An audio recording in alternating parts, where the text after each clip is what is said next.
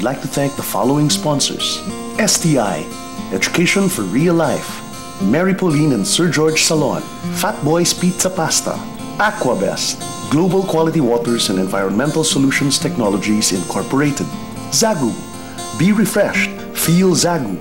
Do you want flawless white skin? Try KB Glutathione sa KB Glowing Ka; Zenzest, Moose Gear. Kasama ko pa rin po ang beautiful na mag-ina na talagang nakakabilib bilang mother-daughter team dahil talagang you see how close they are. Hindi lang talaga pakitang tao, you see, you feel it. At ngayon po mga kapatid, itatanong ko na ang gustong malaman ng lahat. Eto na. Kumusta na ang puso mo, Dr. Vicky? At paano mo i-describe ang puso mo ngayon? Wala na siya sa ICU, puso ko. Okay, very pero good. Pero nasa hospital pa rin yata. Oo, di naman ganun kadali. Hindi pa ganun kadali. Kasi 7 years to 7 years. So, medyo ano. Pero alam mo, parang tanda ko na yata maka-heartbreak. Kala ko hindi na mangyayari. Pero masakit pa rin, di ba? Kasi I read also in one of your interviews, it was actually very touching na sabi mo, wag na lang siyang siraan kasi he also made me very happy. Oo naman. Pag nakita naman ng mga anak mo na masaya ka, when someone, you know, do you see that someone's making you happy? Actually, nagselos ka, di ba, Chris? Aminin mo. No, kasi ang nangyari is hindi ako tumuloy sa med school and that's the time na nag-meet sila. And he's a doctor. So parang... Tsaka sa'yo yata minamatch ni mama mo. In the beginning. Tapos may boyfriend ako. Sabi ko, no, I'm loyal. Biglang nagka-type sa mami mo. Sabi ko sa kanya, sayang naman, ang gwapo-gwapo. May na lang. Actually, gwapo naman. Sabi niya, may na lang. Hindi ko naman alam na totohanan niya may na lang. Darling, hindi naman ako nagsasabi na hindi totoo.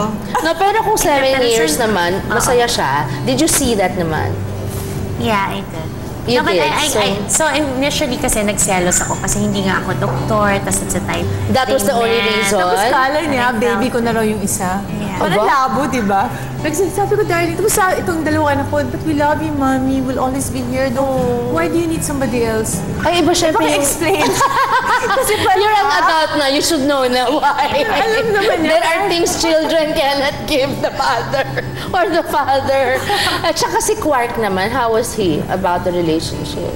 Well, Quark did like it, but he's nicer. He's actually the more kinder one. Alam mo, ito, sobrang bait mong buhay na doon ko lang nakita talaga na may side pala si Crystal na napaka-sungay. Sabi ko, grabe. Pero alam mo, ganito lang yan. You kids who are watching and you have single parents, I mean, you know, your parents are separated rather.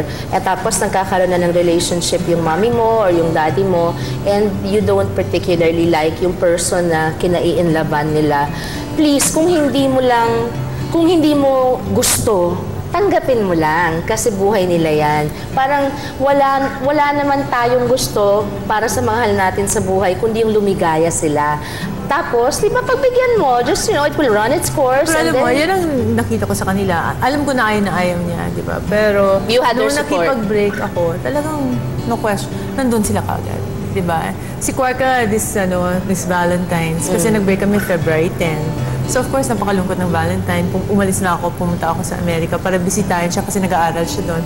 Siya ng date ko, talagang nilabas naman niya ako, mahal-mahal ng dinner, tapos open the chair, charming. Sabi ko, sweet naman anak ko, pinaliligaya ko para makalimutan. I think, Crystal, idasal natin ganito kasi napaka-establisado na ni Dr. Vicky.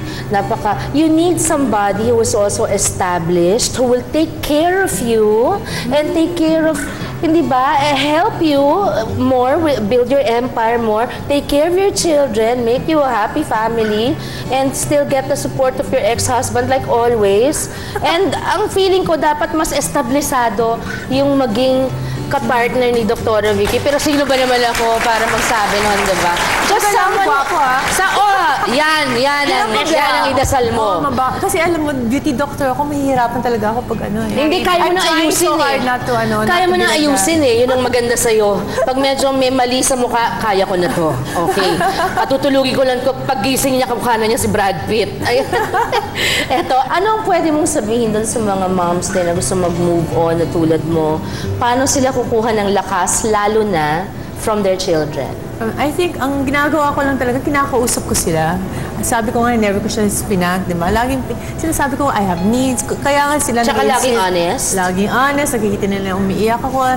Parang natanggap na rin nila na, ang nangyayari, actually sila na nag-aalaga sa akin. Ang nangyayari is kami naging parent. Yeah, wag ka lang magtago and everything. Kasi parang nakakapagod naman yun na, di ba, you have to be very honest with your kids. Tapos sabihin mo lahat, tatanggapin ka naman kung mahal ka. Walang pero mga resentment siloso rin itong mga to.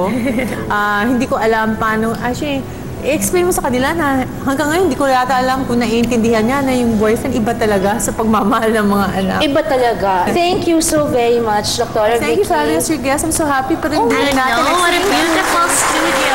Thank you very much, Dr. Vicky and Crystal, of course. It's such a pleasure to get to know you.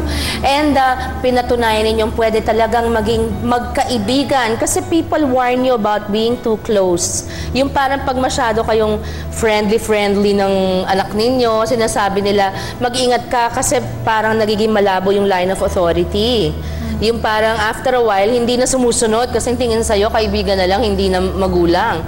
Pero obviously, in some cases, as special as yours, it works. So go nanay, go tatay, you can do it. At bilang ina sa aking 4 na supling, ang mga kwentong ganito ang sana magpapagaang ng aking loob at ng kanilang kalooban. Bonus sa magulang ang walang kasing sarap na maging idolo ng kanyang mga anak.